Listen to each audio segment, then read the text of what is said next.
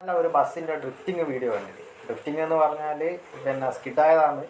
അത്രയും ഓവർ സ്പീഡിൽ വന്നിട്ട് ഒരു ഓട്ടോ പെട്ടെന്ന് ടേൺ ചെയ്ത് കയറ്റുമ്പം പുള്ളി രക്ഷിച്ചാണ്, ഓട്ടോക്കാരനെ രക്ഷിച്ചാണ്.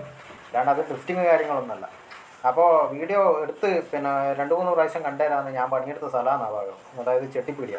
അതായത് അവിടെ നിന്ന് പറഞ്ഞാൽ ചാലാട്ടേക്കുള്ള റോഡ് വരുന്നുണ്ട്. ചാലാട്, പള്ളിക്കുന്ന് ചാലാട് റെയിൽവേ ഗേറ്റൊക്കെ വരുന്ന ഒരു റോഡ് വരുന്നുണ്ട്. അതേപോലെ തന്നെ എടച്ചേരി, കുഞ്ഞിപ്പള്ളി, കക്കാടേക്ക് പോകുന്ന വേറെ റോഡ് വരുന്നുണ്ട്. അപ്പോൾ 4 റോഡുകൾ വരുന്ന ഏരിയാസാണ്. എന്ന് വെച്ചാൽ അവിടെ നിന്ന് എപ്പോൾ വണ്ടി കയറുന്നു, ഇപ്പോൾ വണ്ടി ടേൺ ചെയ്യുന്നതൊന്നും നമുക്കൊന്നും പറയാൻ പറ്റില്ല. കാരണം വെച്ചാൽ അവിടെ എന്താ പറയേണ്ട, അത്രയും ബിസിയായ ഏരിയ ആണ്. അപ്പോൾ നേരെ പോകുന്ന വണ്ടികൾ, അതായത് കണ്ണൂരിൽ നിന്ന് തളിപ്പറമ്പിലേക്ക്, തളിപ്പറമ്പിൽ നിന്ന് കണ്ണൂരേക്ക് വരുന്ന വണ്ടികൾ എന്ന് പറഞ്ഞാൽ അത്രയും സ്പീഡാണ്. പ്രത്യേകിച്ച് ബസ്സുകാരെ പറയണ്ടല്ലോ.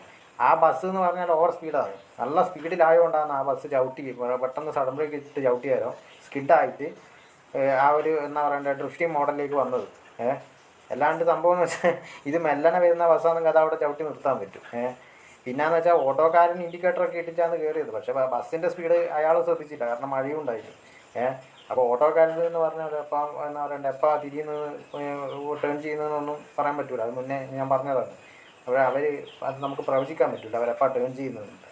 കാരണം ഒട്ടുമിക്ക ഓട്ടോകളിൽ ഇൻഡിക്കേറ്റർ ഒന്നും വർക്കിംഗ് ഒന്നുമല്ല. കുറച്ച് കഴിഞ്ഞാൽ ഇതിൻ്റെ ഒന്നും സിഗ്നൽ ലൈറ്റുകളൊന്നും ശരിയാക്കുന്നില്ല ഇവർ. അപ്പോൾ സംഭവം എന്ന് വെച്ചാൽ ബസ് അത്രയും സ്പീഡിൽ വരുമ്പം തന്നെ സ്പോട്ടിൽ പുള്ളി എടച്ചേരി കക്കാട് റോഡ് കുഞ്ഞിപ്പള്ളി റോഡിലേക്ക് കയറ്റി. അവിടെയാണ് സംഭവം പാളിപ്പോയത്.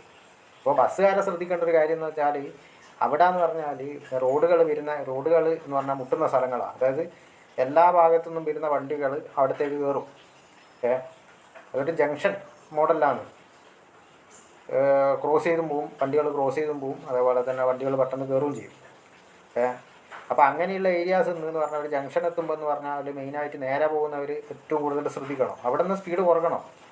അവിടെ നിന്ന് സ്പീഡ് എന്താ പറയണ്ടേ, മഴക്കാലത്തെല്ലാം ആണെങ്കിൽ ഇത്രയും സ്പീഡിൽ വന്നാൽ ചവിട്ടിയാൽ കിട്ടൂല എന്ന് മനസ്സിലായില്ല. ഇനിയും കൂടി ആൾക്കാർ ശ്രദ്ധിക്കണ്ടേ. പ്രത്യേകിച്ച് പ്രൈവറ്റ് ബസ്സുകൾ എന്ന് പറഞ്ഞാൽ ഇപ്പം പറയിപ്പിച്ചുകൊണ്ടിരിക്കുന്നത്.